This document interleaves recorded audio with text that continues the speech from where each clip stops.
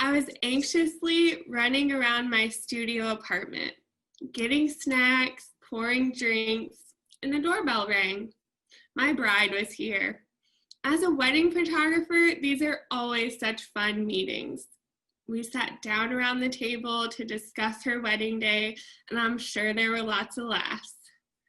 The details of someone's wedding day live in the photographs. It's the ability to see and capture a moment and then save it forever.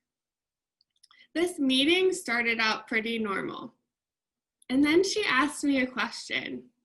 Can you edit Black skin tones? I rarely hide my emotions on my face, but I am sure that I smiled through my ego-busted mind and said, of course I can. You see, at the time, that question seemed so personal. Here I am, a full-time wedding photographer with a huge, diverse portfolio. Why would anyone be questioning my technical abilities? This question still rattled in my head. Sorry, I thought there was something was wrong. This question still rattled in my head, and I would go on to hear versions of it throughout my career. Oh, okay, sorry. There's like some weird feedback on my end, but I'll keep going. So, all right, you see at the time this question seemed so personal. Here I am, a full-time wedding photographer with a diverse portfolio. Why was someone questioning my abilities? This question still rattled in my head, and I'd go on to hear many versions of it throughout my career. Are you comfortable being the only white person? Can you light Black skin tone? Can you shoot a biracial wedding? Are you okay if my husband is Black? The wedding day is here. You see, a typical wedding day has months of preparation and communication and very detailed timelines, but this one didn't have a whole lot of that. I showed up feeling a little unprepared. It was time for the reception, and I was in fact one of the only white people in the room. I was standing there with little to no timeline, worried about missing anything that might be happening and in turn then be important later.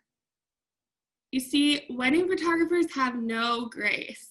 You have one shot to get this thing right. I can go back to that moment, my feet firmly planted on the ground, feeling my stomach in complete knots, gripping a camera in my hand because I had a decision to make. Was I going to answer the weight of these early questions in that moment, rise to the event, or was I going to let my white body overthink this and miss my shot?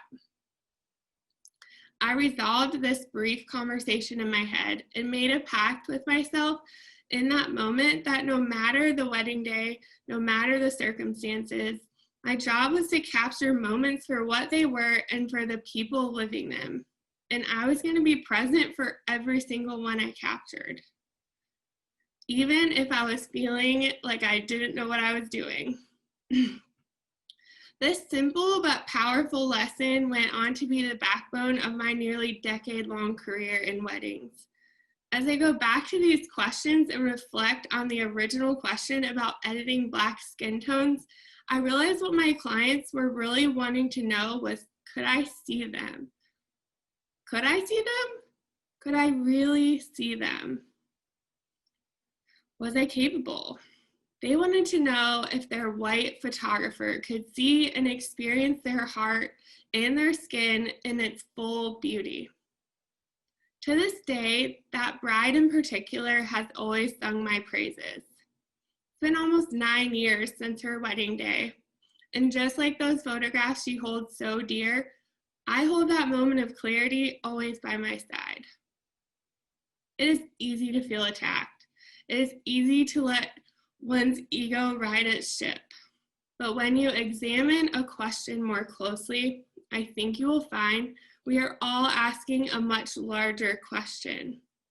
Can you see me? Can you see me?